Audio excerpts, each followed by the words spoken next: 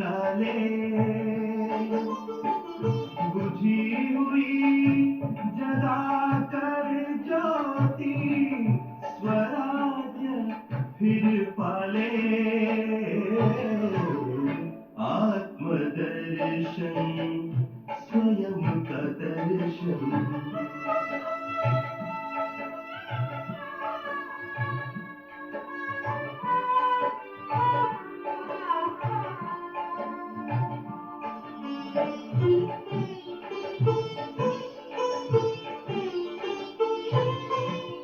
आत्मा राजा कर्म इंद्रियों का, प्रजाएं इंद्रिया सारी।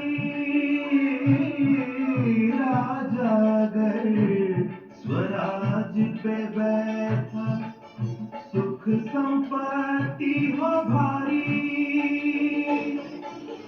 स्वराज की रक्षा कर तू, स्वराज की रक्षा कर तू, स्वयं का पहरा लगा ले। आत्मदर्शन स्वयं का दर्शन।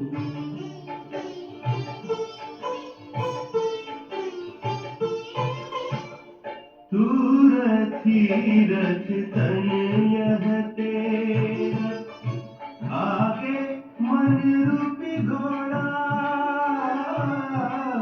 पकड़ बुद्धि की लगाम हाथ में, संस्कारों वश दौड़ा। भूला राही अपने पथ को, भूला राही अपने पथ को, स्वदर्शन से पाले। आत्मदर्शन स्वयं का दर्शन। आत्मदर्शन स्वयं का दर्शन। आत्मज्योति जगा ले, बुझी हुई जगा कर ज्योति स्वराज फिर पाले। आत्मदर्शन स्वयं का दर्शन। आत्मदर्शन स्वयं का दर्शन।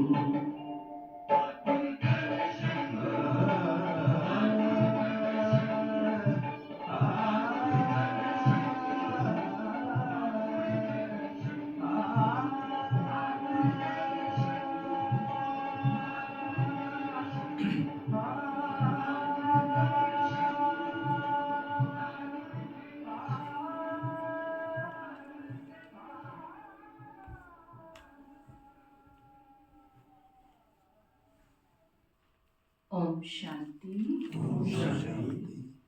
आज बाबा कहते मीठे बच्चे, इस बेहद नाटक को, इस बेहद नाटक को स्मृति में रखो तो अपार खुशी रहेगी।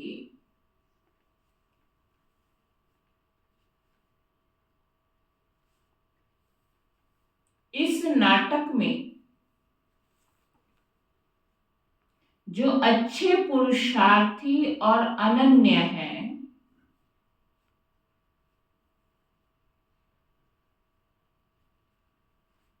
उनकी पूजा भी अधिक होती है।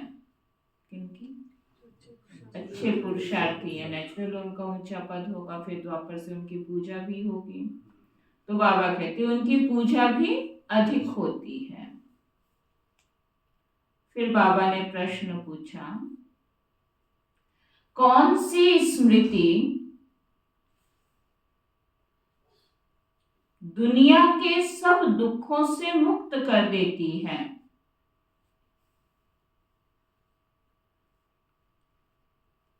हर्षित रहने की युक्ति क्या है?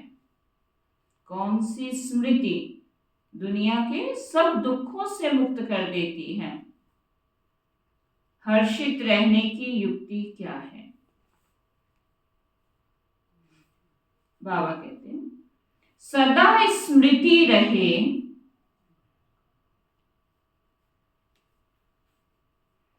कि अभी हम भविष्य नई दुनिया में जा रहे हैं।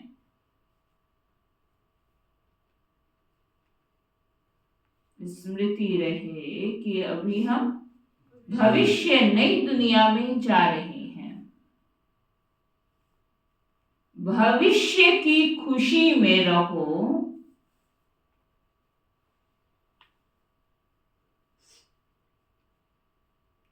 तो दुख भूल जाएगा।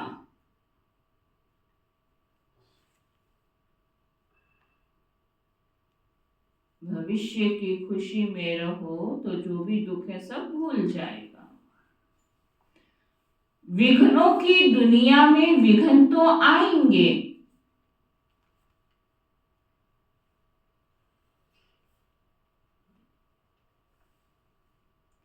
लेकिन स्मृति रहे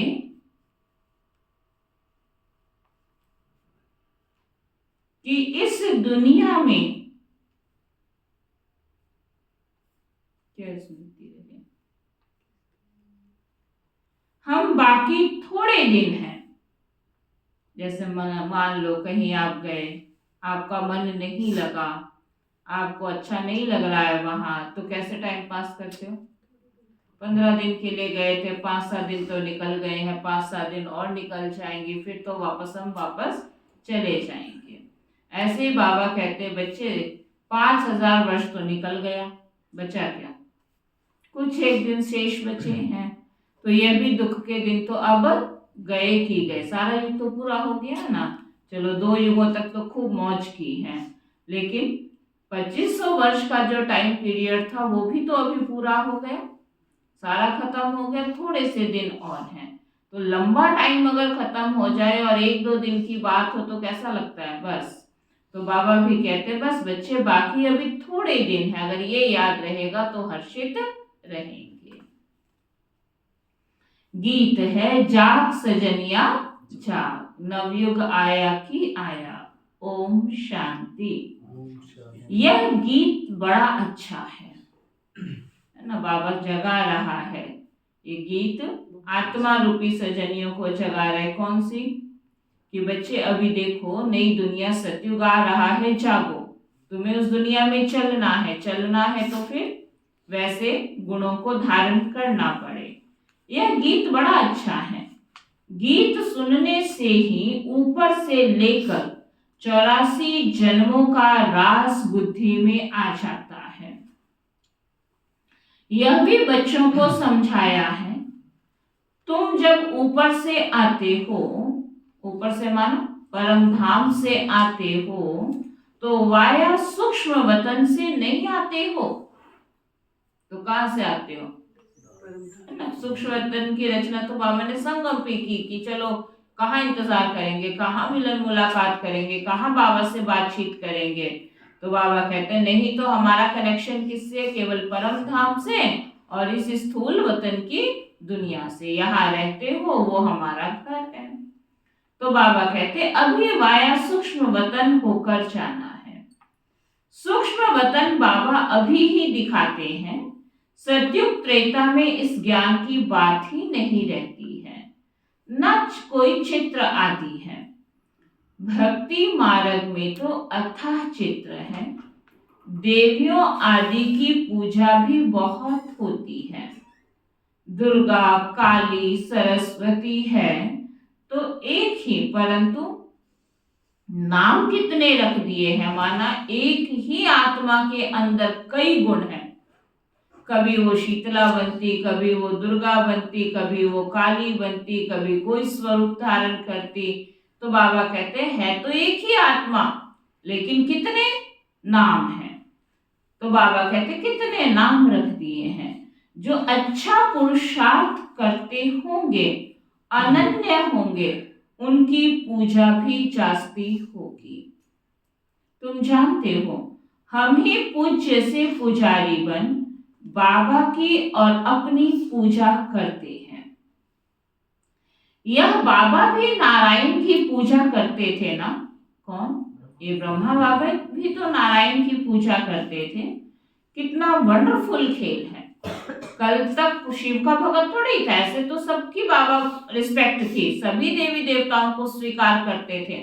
कोई कृष्ण की क्या, राम की क्या, शिव की क्या, सभी की, कोई देवियों की क्या, सबकी करते थे। लेकिन भगत किसका था? नारायण का। तो कितना उनको वंडर लगता है कि मैं अपनी पूजा लास्ट जन्म में कर रहा था। शिव की करता तो भी कि चलो मैं शिव को ढूंढ रहा था, किसकी कर रहा था? मैं अपनी ही पूजा कर रहा था। तो बड़ा वंडरफुल खेल है। जैसे नाटक देखने से खुशी होती है ना, वैसे यह भी बेहद का नाटक है। इनको कोई भी जानते नहीं। तुम्हारी बुद्धि में अब सारा ड्रामा का राज है। इस दुनिया में कितने अथाह दुख हैं तुम जानते हो। अभी बाकी थोड़ा समय है। हम जा रहे हैं, कहाँ जा रहे हैं? नई दुनिया में। भविष्य की खुशी रहती है तो वह इस दुख को उड़ा देती है। नई दुनिया में जाने की खुशी इस दुख की दुनिया के गम को भुला देगी। लिखते हैं बाबा, बहुत विघ्न पड़ते हैं। तुम इन विघ्नों को मत देखो, क्योंकि ये थोड़े समय के विघ्न है, फिर शरीर साथ नहीं देता, विघ्न बहुत पड़ते हैं, परिस्थितियां बहुत आती हैं, पेपर बहुत है, घर वाले छुट्टी नहीं देते हैं, परिवार वाले नहीं मानते। ये सब कितने दिन की बात है? ये घर, ये परिवार, ये शरीर, ये विघ्न, ये सब कितने दिनों तक की बातें हैं? बस एक जन्म में भी आधे से ज्यादा उम्र तो भोग कर हम बैठे हैं, है ना। पता नहीं कितनी सी श्वासें और बची है, लास्ट में ही बैठे हैं। तो बाबा कहते हैं बच्चे इसकी परवाह नहीं करो। लिखते हैं बाबा, विघ्न बहुत पड़ते हैं, घाटा पड़ जाता है। बाबा कहते कुछ भी विघ्न आए, आज लखपति हो, कल ये सब बाबा देखो अपने बच्चों को कितना मन से मजबूत कर रहा है। कोई भी ऐसा पेपर आ सकता है, ये मत सोचो कि आप हमेशा के लिए अमीर हो। कितना भी धन जोड़ लो, कितनी भी चीज वस्तु इकट्ठी कर लेना, लेकिन जब पेपर का समय होगा तो आपके पास वो कुछ भी रखा हुआ आपके काम नहीं आएगा। क्योंकि सब कुछ तो आप इस दुनिया का नहीं जोड़ सकते हो ना, चाहे खाने की है, चाहे पहनने की है, चाहे चीज है, जब वस्तु है, चाहे पैसा भी होगा, सोना भी होगा, हीरा भी होगा, मोती भी होगा, लेकिन जब सामान ही नहीं होगा तो पैसे का हम क्या करेंगे? डॉक्टर ही नहीं होंगे, पैसे से इलाज कहां से कराओगे? तो बाबा कहते हैं आज लखपति हो, कल कखपति बन जाते हो। तुमको तो भविष्य की खुशी में रहना है। बाबा कहते हैं इस दुनिया के गम को नहीं। अभी तुम्हारी बुद्धि क्या सोचे? भविष्य, नई दुनिया की प्लानिंग करे। जैसे व्यक्ति जब पुराने घर में रहता है और अगर नया घर बनाया हो तो उसका एक्सपीरियंस होगा ना, रहते पुराने घर में है, खाते पीते सोते सब कर्म पुराने घर में रह के कर रहे हैं, लेकिन प्लानिंग कहाँ की चलती रहती है बुद्धि में, है ना। जब नया घर बनाते हैं तो हर चीज बढ़िया से बढ़िया, अच्छे से अच्छा, मजबूत से मजबूत, तो कहाँ की चलेगी? नई दुनिया की। क्योंकि अभी बुद्धि में क्या होता है कि हमें तो जिस दिन ये बना हमने तो शिफ्ट हो जाना, हमने कौन सा इसमें रहना है, तो वहां से प्रीत ऑटोमेटिक ही खत्म हो जाएगी। ऐसे ही बाबा कहते हैं अगर सचमुच आपको नई दुनिया दिखाई देगी तो इस पुरानी दुनिया से प्रीत खत्म होगी। केवल समझ लिया हाँ सतयुग आने वाला है, सतयुग आने वाला है, नहीं, क्या उस सतयुग में मेरा कोई स्थान है? जैसे ब्रह्मा बाबा को निश्चय हो गया तब प्रीत टूटी थी, ऐसे तो टूट गई। ये कहानी तो सब जानते हैं, बाबा ने 1 सेकंड लगाया सब खत्म कर दिया, लेकिन खत्म किया किस आधार से? उसकी आंख ने एक्यूरेट देखा, एक्यूरेट, एकदम स्पष्ट, ये छूटा और ये मैं नई दुनिया में जा रहा हूँ, कल मैं विष्णु बनने वाला हूँ, कल मैं नई दुनिया में जाने वाला, एक्यूरेट। और जैसे उसकी आंख ने देखा उनको कुछ भी छोड़ना मुश्किल नहीं लगा। तो बाबा कहते हैं तुमको तो भविष्य की खुशी में रहना है ना। यह है ही रावण की आसुरी दुनिया, चलते चलते कोई ना कोई विघ्न पड़ेगा।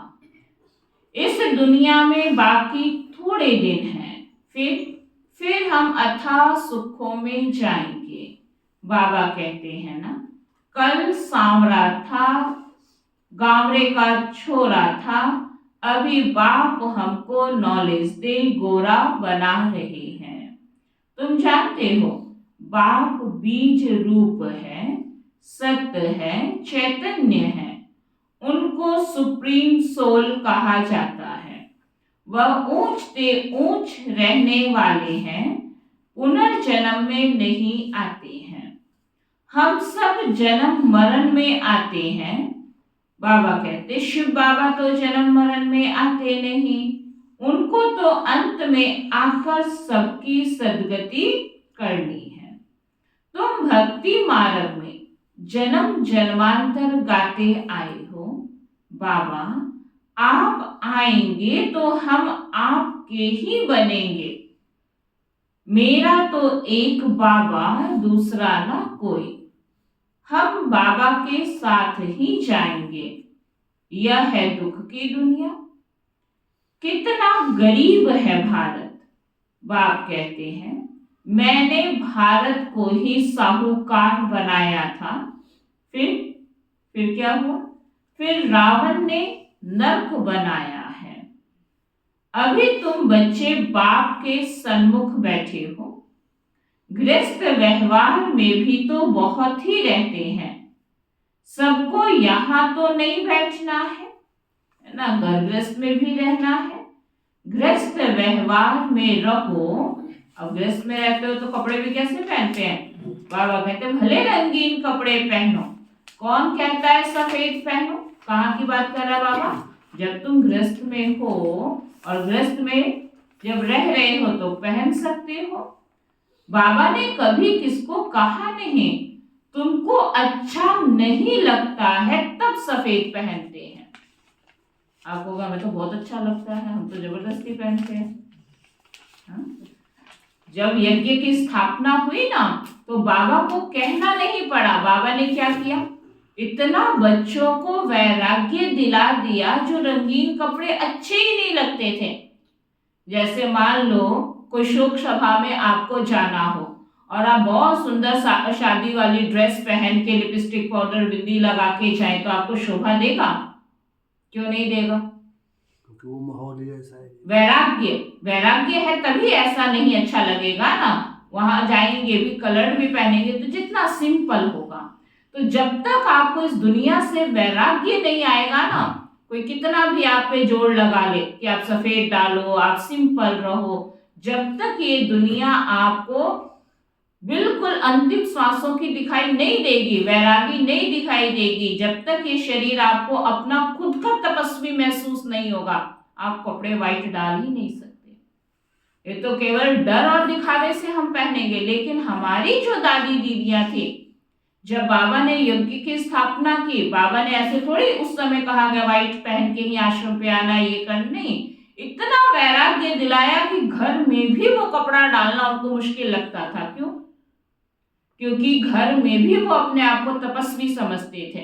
घर में भी उनको वो वैराग्य वृत्ति 24 घंटे बुद्धि में रहती थी कि अब हमें नई दुनिया में जाना। जीते जी मर चुके हैं और मरे हुए व्यक्ति पे तो लाल पीला नीला कपड़ा अच्छा भी नहीं लगता है। कोई कितना भी अमीर हो या गरीब हो, सबको तो क्या डालेंगे? व्हाइट ही डालेंगे ना। तो इतनी स्मृति थी, तभी तो इस पुरानी दुनिया की कोई भी चीज अच्छी नहीं लगती थी। अब हम लोग क्या करते हैं? केवल मात्र एक दिखावे का हम डाल रहे हैं, पहन रहे हैं, तो बार बार वो दुनिया हमें खींचती है। तो ये है सबका अपना पुरुषार्थ। तो वो बाबा कहते हैं, बाबा ने कभी किसी को कहा नहीं है तुमको अच्छा नहीं लगता है तो सफेद कपड़े पहनते हैं। यहाँ तुम भले सफेद वस्त्र पहनकर रहते हो, लेकिन रंगीन कपड़े पहनने वाले उस ड्रेस में बहुतों का कल्याण कर सकते हैं। माताएं अपने पति को भी समझाती हैं, क्योंकि यज्ञ की जब स्थापना हुई तो आश्रम आने की तो छुट्टी मिलती नहीं थी, कपड़े तो कहाँ सफेद पहनने की छुट्टी मिलेगी। तो वो बाबा कहते हैं बच्चे, कई बार ऐसी सिचुएशन आ जाती थी कि घर वाले पहनने नहीं देते थे, तो बाबा कहते हैं अच्छा बच्चे परेशान नहीं हो, तुम उसमें भी अगर स्थिति ठीक हुई तो उनका तुम कल्याण कर सकते हो। बाबा कहते हैं माताएं अपने पति को भी समझाती हैं, भगवानुवाच है कि हमें पवित्र बनना है। देवताएं पवित्र हैं तब तो उनको माथा टेकते हैं। पवित्र बनना तो अच्छा है ना। अभी तुम जानते हो सृष्टि का अंत है, जास्ती पैसे क्या करेंगे। रोज बाबा पक्का करा रहा है। क्या कह रहा है बाबा? जास्ती पैसे क्या करेंगे, अभी तो सृष्टि का अंतिम टाइम है ना। आजकल कितने डाके लगते हैं, रिश्वतखोरी कितनी लगी पड़ी है। यह अभी के लिए गायन है, किनकी दबी रहेगी धूल में। क्योंकि ये नहीं पता ना कि कौन सा दिन मेरे जीवन का अंतिम दिन है। अगर ये पता चल जाए तो क्या करेंगे? तो क्या करेंगे? रिश्वतखोरी है ना फिर तो सब कुछ अपना सफल कर देंगे। लेकिन बाबा ने क्या बताया कि किसका कौन सा दिन अंतिम दिन होगा। तो मम्मा ने क्या पुरुषार्थ किया कि बाबा को बताने की जरूरत भी नहीं है, मैं हर दिन को ही अपना अंतिम दिन मान के सब कुछ अपना 100% पुरुषार्थ कर लिया। तो बाबा कहते हैं ये अभी के लिए गायन है, किनकी दबी रहेगी धूल में, सफल होगी उसकी जो धनी के नाम खर्चे। अपने लिए कितना भी लगा लो, कुछ भी सफल होने वाला नहीं है। जो धनी के नाम खर्चे, धनी तो अभी सन्मुख है। समझदार बच्चे अपना सब कुछ धनी के नाम पर सफल कर लेते हैं। बाबा केवल इशारा देगा, कुछ भी बताएगा नहीं। अब उसमें जो समझदार होगा वो सफल कर लेगा, जो नहीं सफल कर पाया समय की रफ्तार से समय आगे चला जाएगा। तो बाबा कहते वह सफल कर लेते हैं। मनुष्य तो सब पतितों को दान करते हैं, यहाँ तो पुण्य आत्माओं का दान लेना है। सिवाय ब्राह्मणों के और कोई से कनेक्शन नहीं है। तुम हो पुण्य आत्माएं, तुम पुण्य का ही काम करते हो। यह मकान बनाते हैं, वह भी तुम ही रहते हो। कई समझते हैं कि हम फिर अपना घर क्यों ना बनाएं, बाबा के घर में घर इतने बनते जा रहे हैं तो हम अपना घर ना बना ले तो उसका पुण्य मिलेगा। अपना माना वो तुम्हारा है, वो तुम जानो, तुम्हारा कर्म जाने। लेकिन तुमने अगर बाबा के अर्थ लगा दिया तो तुमने किसके साथ सौदा कर लिया? जिसको दिया उससे लेने के तुम हकदार बन जाएंगे, जबकि रहना तो उसमें भी तुमने ही है। जो बाबा के घर में भी मकान बनाओगे, कोई चीज लाओगे, यूज कौन करेगा? शिव बाबा थोड़ी आएगा परम धाम से रहने, कौन रहता है? अब मधुबन चाहते हैं, इतने साधन बनते जा रहे, इतने मकान, इतने घर, कौन यूज कर रहा है? हम बच्चे ही तो उसको यूज करते हैं ना। लेकिन नाम किसके कर दिया? बाबा के, तो उसका रिटर्न बाबा को देना ही है। इसलिए बाबा कहते हैं यहाँ तो पुण्य आत्माओं का दान लेना है, सिवाय ब्राह्मणों के और कोई से कनेक्शन नहीं है। तुम हो पुण्य आत्माएं, तुम पुण्य का ही काम करते हो। यह मकान बनाते हो, वह भी तुम ही रहते हो। पाप की तो कोई बात नहीं। जो कुछ पैसे हैं भारत को स्वर्ग बनाने के लिए खर्च करते रहते हैं। अपने पेट को भी पट्टी बांध कर कहते बाबा हमारी एक ईंट इसमें लगा दो तो वहां हमको महल मिल जाएंगे। आप ले लो, हमारी सफल कर दो। नहीं दिया, नहीं बाबा ने लिया तो थोड़ी महल मिल जाएगा। अगर भगवान ने आपका स्वीकार किया तो बाबा उसका रिटर्न देंगे, तो हमको वहां महल मिल जाएंगे। कितने समझदार बच्चे हैं। पत्थरों के एवज में दिया तुमने क्या बाबा को? पत्थर, और मिलेगा क्या उसके बदले? बाबा कहते उसके एवज में सोना मिलता है। देते क्या हो? इस कलयुग में कितनी भी कीमती से कीमती चीज हो, लेकिन क्या उसकी तुलना आप सत्युग की चीजों से कर सकते हो? तो वो बाबा कहते हैं कि उसके बदले में तुमको क्या मिलता है? समय ही बाकी थोड़ा है। तुम कितनी सर्विस करते हो, प्रदर्शनी मेले बढ़ते जाते हैं, सिर्फ बच्चियां तीखी हो जाएं। बेहद के बाप की बनती नहीं है, मोह छोड़ती नहीं है। बाप कहते हमने तुमको स्वर्ग में भेजा था, फिर क्या हुआ? बाबा ने तुमको स्वर्ग में भेजा था, अब फिर तुमको स्वर्ग के लिए तैयार कर रहे हैं। अगर बाबा आप सबका भाग्य नहीं बनवाएगा तो उसके बदले में वो देगा कैसे? वो भी तो मजबूर हो जाएगा ना। मान लो उसने आपको अच्छा कंचन काया देना है, अब है तो आपके पास टूटा फूटा शरीर, लेकिन भविष्य में उसने आपको अच्छा शरीर देना है, तो क्या करेगा? आपके ठीक होने का इंतजार करेगा या टूटे फूटे शरीर को यूज करेगा? है इतनी समझ? लगता तो नहीं है इतनी समझ है। बैठा नहीं जाता, बस 2 घंटे से ऊपर ना कहो। कोई कहेगा बस बेंच, इतना ही, इससे ज्यादा नहीं। गोटे भी नहीं चलते, ज्यादा मोहल्ले में नहीं हम जा सकते, हिलने का मन ही नहीं करता। और बाबा ने भविष्य में देना है, ये शरीर आपका ठीक भी नहीं होना है, क्योंकि पाप कर्म अभी पिछले भी बकाया है, जाने अनजाने में अब भी हमसे हो जाते हैं। कोई ना कोई श्रीमत, कोई ना कोई बाबा की अवज्ञा हम कर ही लेते हैं।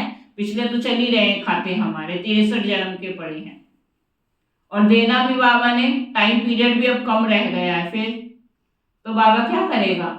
चाहे केवल शरीर की बात नहीं है, चाहे धन में बाबा ने आपको महल देना है, यहाँ तो तुम झोपड़ी भी नहीं है सिर पे, और देना बाबा ने महल है, तो क्या करेगा? इसी टूटी झोपड़ी में से तो तुम्हारा भाग्य बनवाएगा। अगर ये टूटी झोपड़ी में से ही भाग्य नहीं बनवाएगा तो महल के मालिक कैसे बनोगे? अब यहाँ इतने हमारे पास पुण्य का स्टॉक नहीं है जो हम यही महल में बैठ जाएं, तो क्या करना पड़ेगा? इसी झोपड़ी में से निकालना पड़ेगा। तो जो कुछ भी है उस टूटे फूटे पुराने में से ही अपना भाग्य भविष्य के लिए बनाना है। तो वो बाबा कह रहे हैं, बाप कहते हैं हमने तुमको स्वर्ग में भेजा था, अब फिर तुमको स्वर्ग के लिए तैयार कर रहे हैं। तो सब तैयार हो जाओ और सोचो कि हम कैसे कैसे अपने को नई दुनिया के लिए तैयार कर सकते हैं।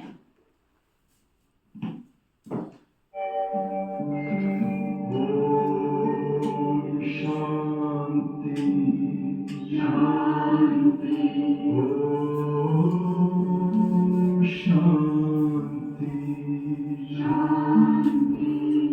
अंतर मन में ज्योति जगाओ, होगा दूर अंधेरा।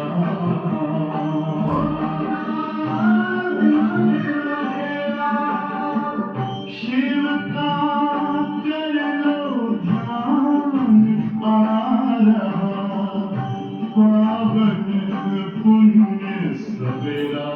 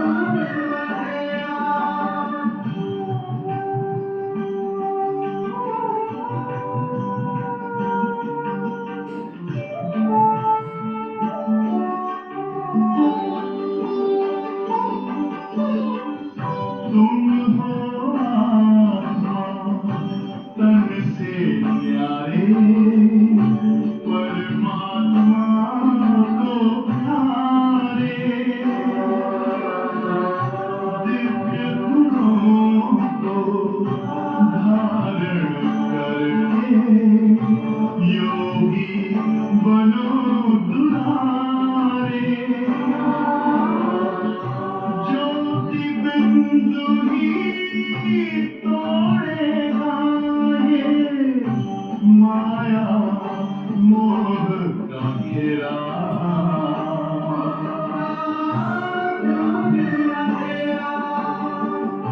अंतर मन में ज्योति जगा लो होगा दूर अंधेरा ओम शांति ओम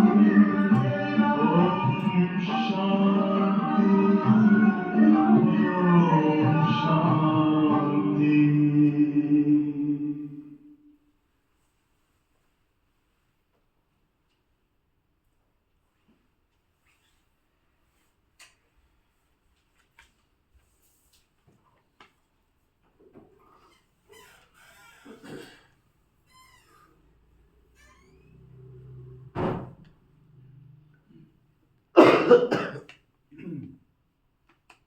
तो बाबा कहते हैं हमने तुमको स्वर्ग में भेजा था, अब फिर तुमको स्वर्ग के लिए तैयार कर रहे हैं। अगर श्रीमत पर चलेंगे तो ऊंच पद पाएंगे। यह बातें और कोई समझा ना सके। सारा सृष्टि चक्र तुम्हारी बुद्धि में है।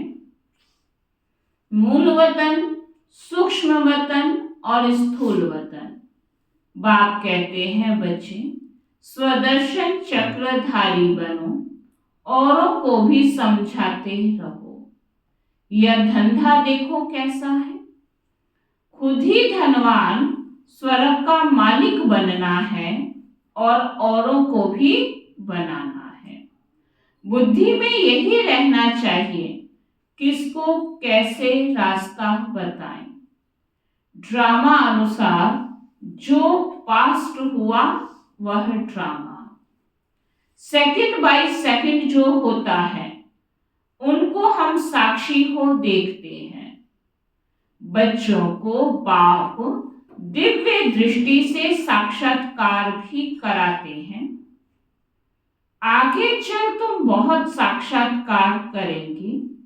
मनुष्य दुख में त्राही त्राही करते रहेंगे। तुम खुशी में ताली बजाते रहेंगे। ताली बजाने का मन आपका शांत रहेगा। दुनिया की हलचलों में आप हलचल में नहीं आएंगे, लेकिन कब? जब इतना लंबा, इतना गहरा आपका अभ्यास होगा, अच्छे वाला पुरुषार्थ होगा तो बाबा कहते हैं हम मनुष्य से देवता बनते हैं तो जरूर नई दुनिया चाहिए। उसके लिए यह विनाश खड़ा है, यह तो अच्छा है ना।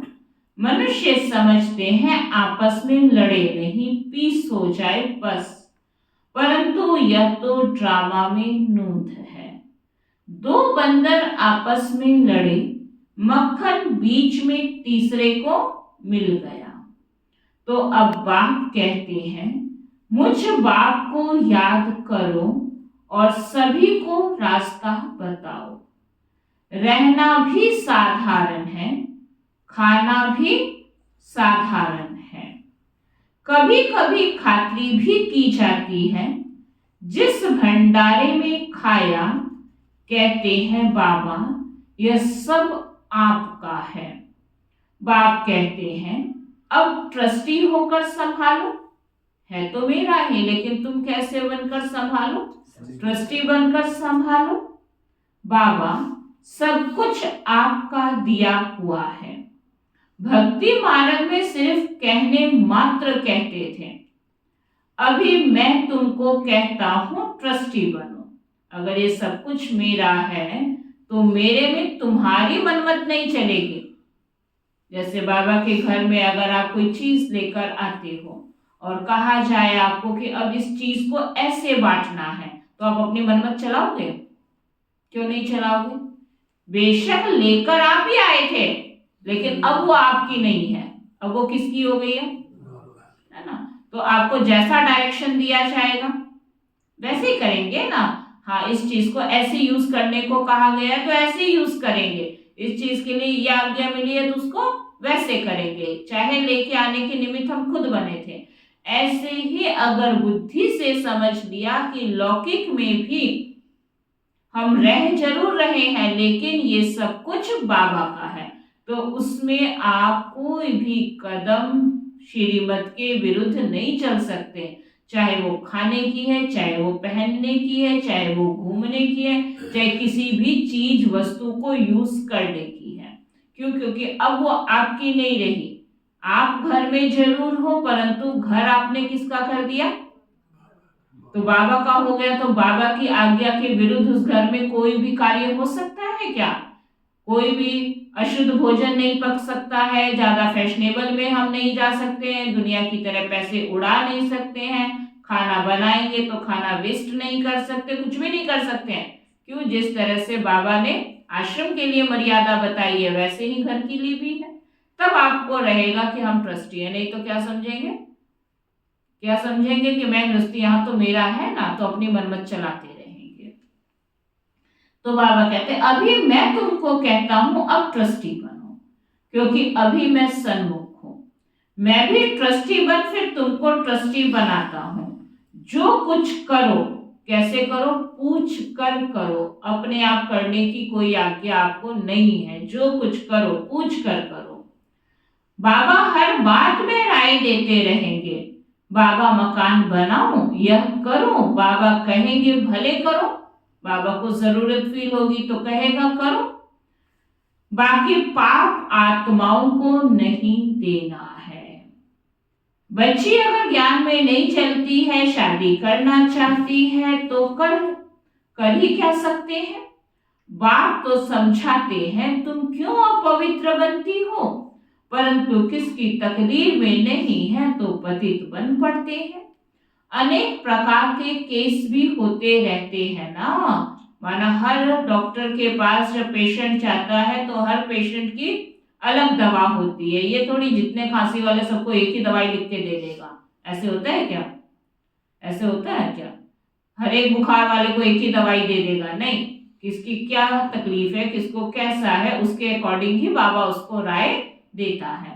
लेकिन अगर तुमने पूछ के किया होगा तो उसका जिम्मेवार बाबा है, और अपनी मनमत अनुसार किया होगा तो वो आपके फिर कर्म बंधन कटेंगे या बनेंगे, दोनों में से जो तुम करोगे उसके अनुसार तुम्हारा आगे का भविष्य होगा। तो वो बाबा कहते हैं परंतु किसकी तकदीर में नहीं है तो पतित बन पड़ती है। अनेक प्रकार के केस भी होते रहते हैं। पवित्र रहते भी माया का थप्पड़ लग जाता है, खराब हो पड़ते हैं। माया बड़ी प्रबल है, वह भी कामवश हो जाते हैं। फिर कहा जाता है ड्रामा की भावी। इस घड़ी तक जो कुछ हुआ कलब पहले भी हुआ था। अब तुमने कलब बना लिया, अब इसको कोई चेंज नहीं कर सकता। Nothing new. अच्छा काम करने में विघ्न डालते हैं, नई बात नहीं। हमको तो तन मन धन से भारत को जरूर स्वर्ग बनाना है। सब कुछ बाप पर स्वाहा करेंगे। तुम बच्चे जानते हो हम श्रीमत पर इस भारत की रूहानी सेवा कर रहे हैं। तुम्हारी बुद्धि में है कि हम अपना राज्य फिर से स्थापन कर रहे हैं। बाप कहते हैं यह रूहानी हॉस्पिटल कम यूनिवर्सिटी 3 पैर पृथ्वी में खोल दो, जिससे मनुष्य एवर हेल्दी वेल्दी बने। 3 पैर पृथ्वी के भी कोई देते नहीं है। बाबा तो स्थान थोड़ा सा मांगता है, लेकिन वो भी जिसके पास है वह भी देते नहीं है। कहते हैं बीके जादू करेंगी, भाई बहन बनाएंगी। तुम्हारे लिए ड्रामा में युक्ति बड़ी अच्छी रखी हुई है। बहन भाई कुदृष्टि तो नहीं रख सकते ना, यही दुनिया ने बोला ना कि ये क्या करते हैं, क्या करते हैं, भाई बहन बनाते हैं, तो अच्छा ही काम करते हैं, कोई गलत दृष्टि तो आपके लिए नहीं रखेगा ना। तो बाबा कहते कुदृष्टि रख ही नहीं सकते। आजकल तो दुनिया में इतना गंद है, बात मत पूछो। तो जैसे बाबा को तरस पड़ता है, ऐसे तुम बच्चों को भी पढ़ना चाहिए। जैसे बाप नर्क को स्वर्ग बना रहे हैं, ऐसे तुम रहम दिल बच्चों को क्या करना चाहिए? हो रहम दिल। बाबा कहते हैं ऐसे तुम रहम दिल बच्चों को भी बाप का मददगार बनना है। पैसा है तो क्या करो? पैसा है तो क्या करो? बैंक में सब संभाल के रख दो। बाबा कहते हैं हॉस्पिटल कम यूनिवर्सिटी खोलते जाओ, इसमें जास्ती खर्चे की कोई बात नहीं है। सुना, बाबा कहते हैं इसमें कोई जास्ती खर्चा नहीं है, सिर्फ चित्र रख दो, हो गया हॉस्पिटल आपका तैयार, हो गया आपका यूनिवर्सिटी तैयार। 2 चित्र रख दो, आत्माओं की सेवा करो। तो बाबा कहते सिर्फ चित्र रख दो। जिन्होंने कल पहले ज्ञान लिया होगा उनका ताला खुलता जाएगा, वह आते रहेंगे। कितने बच्चे दूर दूर से आते हैं पढ़ने लिए। बाबा ने ऐसे भी देखे हैं, रात को एक गांव से आते हैं, सवेरे सेंटर पर आकर झोली भर कर जाते हैं। देखो बाबा ने कितनी लगन वाली आत्मा को याद किया होगा। गांव से रात को ही चल पड़ता है, किस लिए? कि सुबह बाबा की मैं जाके मुरली सुनूंगा, पढ़ाई पढ़ूंगा और उसके बाद फिर वो घर जाता है। कितनी लगन। पहले साधन थोड़ी होते थे और सेंटर भी नहीं होते थे और साधन भी नहीं होते थे। अगर सेंटर होता भी था तो बहुत दूर दूर जाके कोई 1-2 सेंटर हुआ करते थे। ऐसे नहीं हर गली हर 15 किलोमीटर बाद 20 किलोमीटर बाद आपको कोई छोटा मोटा बाबा का स्थान मिल जाएगा, नहीं, कोई 1 आधे सेंटर हुआ करते थे। और अगर बाबा के बच्चों को लगन लग गई तो उसी सेंटर पे जाके मुरली सुनना, चाहे साधन मिले ना मिले, कैसे भी जुगाड़ बनाए, और बाबा के घर पहुंच जाते थे। तो बाबा याद कर रहे ऐसे भी बच्चे हैं, देखो रात को ही गांव से आते हैं, सवेरे सेंटर पर आकर झोली भर कर जाते हैं। झोली ऐसी भी ना हो जो बहता रहे, वह फिर क्या पद पाएंगे। तुम बच्चों को तो बहुत खुशी होनी चाहिए। बेहद का बाप हमको पढ़ाते हैं बेहद का वर्षा देने। कितना सहज ज्ञान है। बाप समझाते हैं जो बिल्कुल पत्थर बुद्धि है उन्हें पारस बुद्धि बनाना है। बाबा को तो बड़ी खुशी रहती है, यह गुप्त है ना, ज्ञान भी गुप्त। मम्मा बाबा वह बाबा के मम्मा बाबा या लक्ष्मी नारायण बनते हैं तो हम फिर कम बनेंगे क्या? माना हमारे माता पिता ने इतना ऊंचा पुरुषार्थ किया तो हम क्यों जाके कोई छोटा मोटा पद पाए? हम भी ऐसा बने।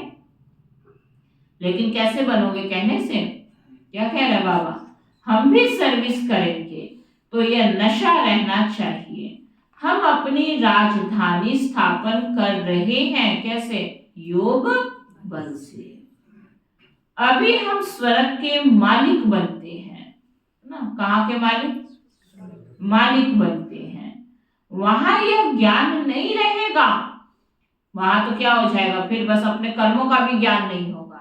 यहाँ तो चलो कर्मों का ज्ञान है तो कह देते पीछे अच्छा किया होगा, अब नहीं किया है तो ऐसा है। लेकिन सत्युग में तो ये भी कोई नहीं कहेगा कि अच्छा कर्म नहीं किया इसलिए झाड़ू पोछा कर रहा है, कहेंगे? दास दासी तो कोई तो होगा ना, कोई खाना पकाने वाला भी होगा, कोई बर्तन मांजने वाला भी होगा, लेकिन वहाँ कर्मों का ज्ञान नहीं होगा। जो कोई ये भी समझा दे उनको कि भाई तेरे कर्म ठीक नहीं थे, संगम पे ठीक से पढ़ाई नहीं की थी, छुट्टियां बहुत मारता था, बहाने भी बड़े बनाते थे, कोई समझाता था तो कोई ना कोई घर गृहस्थ के बहाने बना के आई चलाई कर देता था, पुरुषार्थी नहीं करता था, कोई समझाने वाला भी नहीं होगा कि ये पद इसलिए तुम्हें मिला है। बस कलप कलप का तुम्हारा एपिसोड पूरा हो जाएगा और तुम्हारा पार्ट हर कलप का फिक्स हो जाएगा। इसलिए बाबा कहते हैं वहां फिर यह ज्ञान नहीं रहेगा, यह ज्ञान अभी के लिए है। अच्छा, मीठे मीठे सिकी लधे बच्चों प्रति माता पिता बाप दादा का याद प्यार और गुड मॉर्निंग। रूहानी बाप की रूहानी बच्चों को नमस्ते। हम सब रूहानी बच्चों की रूहानी बाप दादा को दिल व जान सिवा प्रेम से नमस्ते नमस्ते नमस्ते जी। धारणा के लिए मुख्य सार है, समझदार बन, अपना सब कुछ धनी के नाम पर सफल करना है। क्या बनकर? समझदार बनकर। समझदार बनो, अपना सब कुछ क्या करना है? धनी के नाम पर सफल करना है। पतितों को दान नहीं करना है।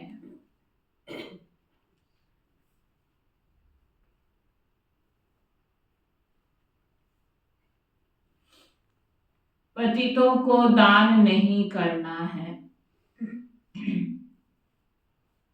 सिवाय ब्राह्मणों के और कोई से भी कनेक्शन नहीं रखना है।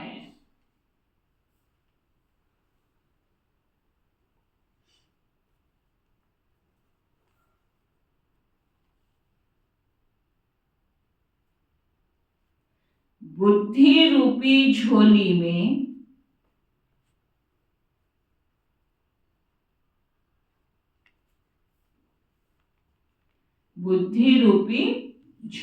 में कोई ऐसा छेद ना हो जो ज्ञान बहता रहे। माना जो बाबा समझाता है बहुत अच्छा लगा, सोच लिया नहीं नहीं आज तो इस आज्ञा का हम पालन करके ही छोड़ेंगे, ये कार्य करेंगे ही, लेकिन घर गए तो बुद्धि में छेद था। क्या हुआ? फिर पात्र खाली हो किया तो कुछ नहीं।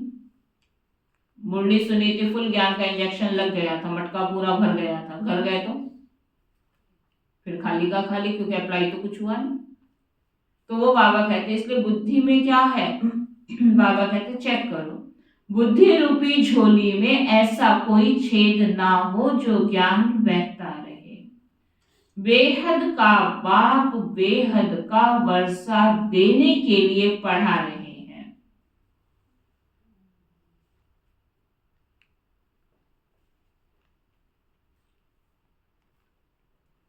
बेहद का बाप बेहद का वर्षा देने के लिए पढ़ा रहे हैं।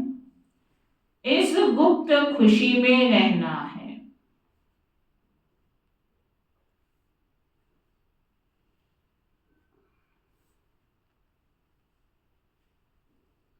बाप समान रहमदिल बनना है।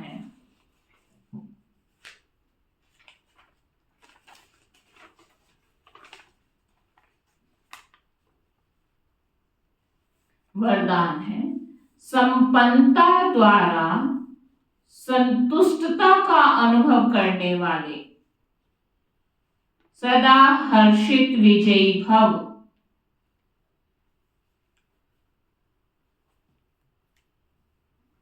संपन्नता द्वारा संतुष्टता का अनुभव करने वाले कौन? सदा हर्षित विजयी भव। जैसे जिसके पास सब कुछ होता है वो सदा खुश रहता है ना। तो देखो जितनी आत्मा संपन्न होंगे ज्ञान गुण शक्तियों के खजाने से, उतनी संतुष्ट भी और खुश भी। जो सर्व खजानों से संपन्न है वही सदा संतुष्ट है। संतुष्टता अर्थात संपन्नता। जैसे बाप संपन्न है इसलिए महिमा में सागर शब्द कहते हैं। बाबा की महिमा में हर महिमा में क्या है? सागर। ऐसे आप बच्चे भी मास्टर सागर अर्थात संपन्न बनो तो सदा खुशी में नाचते रहेंगे। अंतर खुशी के सिवाय और कुछ आ नहीं सकता। स्वयं संपन्न होने के कारण किसी से भी तंग नहीं होंगे। किसी भी प्रकार की उलझन या विघन एक खेल अनुभव होगा। समस्या मनोरंजन का साधन बन जाएंगे। निश्चय बुद्धि होने के कारण सदा हर्षित और विजयी होंगे। स्लोगन है, नाजुक परिस्थितियों से घबराओ नहीं, उनसे पाठ पढ़कर स्वयं को परिपक्व बनाओ। नाजुक परिस्थितियों से क्या करो? घबराओ नहीं, लेकिन उनसे भी पाठ पढ़कर स्वयं को परिपक्व बनाओ। ये है मातेश्वरी जी के अनमोल महावाक्य। परमात्मा गुरु, टीचर, पिता के रूप में भिन्न भिन्न संबंध का वर्षा देता है। देखो, परमात्मा 3 रूप धारण कर वर्षा देते हैं। कौन कौन से?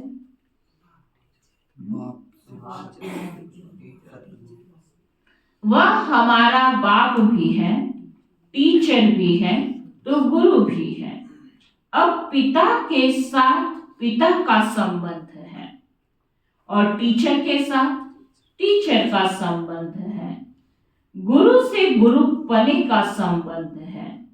अगर पिता से फारकती ले ली तो वर्षा कैसे मिलेगा? टीचर और सतगुरु भी कैसे? क्योंकि तुमने बाप से फारकती ले ली तो बाकी पीछे के भी दोनों संबंध गायब हो गए। अब बताओ वर्षा कैसे मिलेगा? जब पास होकर टीचर द्वारा सर्टिफिकेट लेंगे तब टीचर का साथ मिलेगा। अगर बाप का वफादार फरमानबरदार बच्चा हो, डायरेक्शन पर नहीं चले तो भविष्य प्रारब्ध नहीं बनेगी, फिर पूर्ण सद्गति को भी नहीं प्राप्त कर सकेंगे, ना फिर बाप से पवित्रता का वर्षा ले सकेंगे। परमात्मा की प्रतिज्ञा है, अगर तुम तीव्र पुरुषार्थ करोगे तो तुमको 100 गुना फायदा दे दूंगा। फायदा भी बहुत है, लेकिन किसको? जो अच्छा पुरुषार्थ करेंगे तो मेहनत कम, सफलता ज्यादा। लेकिन पुरुषार्थ ही नहीं किया, थोड़ी भी मेहनत नहीं की तो सफलता कहां से मिलेगा? तो तुमको 100 गुना फायदा दे दूंगा। सिर्फ कहने मात्र नहीं, उनके साथ संबंध भी गहरा चाहिए। जैसे हम सबसे पूछा कितने संबंध है, फट से बोल दिया हम सबने बाप, टीचर, सतगुरु। हम चेक करें क्या हम बाबा के साथ तीनों संबंधों को निभाने में खड़े उतरे हैं? क्या हम तीनों संबंध ठीक निभा रहे हैं कि कोई भी संबंध नहीं निभा रहे, सारों में लटक मटक रहे हैं? ना बाप का, ना टीचर का, ना सतगुरु का। या किस किस संबंध में हम एक्यूरेट है? तो बाबा कह रहे हैं सिर्फ कहने मात्र नहीं, उनके साथ संबंध भी गहरा चाहिए। अर्जुन को भी हुक्म किया था कि सबको मारो, निरंतर मेरे को याद करो। परमात्मा तो समर्थ है, सर्वशक्तिवान है, वो अपने वायदे को अवश्य निभाएगा। मगर बच्चे भी जब बाप के साथ तोड़ निभाएंगे, जब सबसे बुद्धि योग तोड़ एक परमात्मा से जोड़ेंगे, तभी उनसे संपूर्ण वर्षा मिलेगा। उधर भी जुड़ा इधर भी जुड़ा तो पूरा नहीं मिलेगा, क्योंकि उधर यहाँ वाले कहेंगे जाओ वहां से ले लो, वहां वाले कहेंगे जाओ वहां से ले लो। तो इसीलिए तो दुनिया में क्या कथा बन गई, 2 नाव में जो पांव रखता है। ऐसा क्यों बोला? क्यों? क्योंकि दोनों घाट में रखा तो दोनों ही मदद नहीं करेंगे, कहेंगे इधर वाले उधर जाओ, उधर वाले कहेंगे इधर आओ। इसलिए दुनिया में हमेशा समर्पण भाव का महत्व होता है। दुनिया में भी कभी बलि चढ़ाई है? नहीं चढ़ाई होगी तो सुना तो होगा, जो एक धक से कट जाए उसको कहते स्वीकार किया, जो लुढ़कता पुढ़कता रहा तो इसलिए बाबा कहते हैं कि जब सबसे बुद्धि योग तोड़ एक परमात्मा से जोड़ेंगे, तभी उनसे संपूर्ण वर्षा मिलेगा। अव्यक्त इशारा है, सत्यता और सभ्यता रूपी कल्चर को अपनाओ। जोश में आकर यदि कोई सत्य को सिद्ध करता है तो जरूर उसमें कुछ ना कुछ असत्यता समाई हुई है। सुन रहे हो कितनी अच्छी बात बाबा ने कही। कई बार हम क्या करते हैं, जोश में आकर कि मैं ही सच्चा हूं, कहीं ना कहीं सत्यता को सिद्ध करने की जरूरत ही नहीं है। कई बार बार बहस करके भी बार बार अपने को सिद्ध करने, उसमें कहीं ना कहीं कोई झूठ भी समाया हुआ है, तभी तो तुम इतना सिद्ध कर रहे हो। नहीं तो क्या जरूरत है सिद्ध करने की। हो सकता है कि सामने वाले की गलती 90% हो, लेकिन 10% झूठे आप भी हो। तभी तो आप क्या करना चाहते हो, दबाव डाल के 90% वाले को आगे रखकर और अपने 10% को छिपाकर अपने को सत्य सिद्ध करना चाहते हो। पता कर लो, गली वाले से पूछ लो, फलाने को फोन करके पूछ लो, ऐसी बात ही नहीं थी, मैं तो गया ही नहीं था, कुछ तो तूने किया है। नहीं तो इतने जो तुमने अपना विस्तार बताया, ये कर लो, गली से पूछ लो, उसको फोन करके पूछ लो, ऐसे कर लो, वैसे कर लो, कोई भी कुछ भी कह रहे हैं, माना कहीं ना कहीं इससे पता चल गया तेरे अंदर गड़बड़ है, तभी तो इतना वेरिफिकेशन करने को कह रहे हो, यहाँ पता करो, वहां पता करो, ऐसे करो, वैसे करो। सच होगा तो तू कुछ नहीं बोलेगा, हम जहां मर्जी पता कर ले, कोई डर ही नहीं है। और गड़बड़ होगी तो उसमें बाबा देखो कितनी अच्छी बात कर रहे हैं, जोश में आकर यदि कोई सत्य को सिद्ध करता है तो जरूर उसमें कुछ ना कुछ असत्यता समाई हुई है। कई बच्चों की भाषा हो गई है, मैं बिल्कुल सच बोलता हूं। क्या बोलेंगे बाबा? मैं बिल्कुल सच बोलता हूं। बाबा को ये भी भाषा आपकी पसंद नहीं है। सच बोलते तो फिर बताने की क्या जरूरत है, जो बोल रहे बोलो ना। तो झूठा होगा तो भी तेरे साथ तेरे कर्म रहेंगे, सच्चा होगा तो भी रहेंगे, तो दूसरे को किस लिए बोल रहा है? सच्चा होगा तो निश्चित रह, जा आराम से सो जा, अपना काम कर, खा पी मौज कर, फिर क्यों परेशान हो रहे?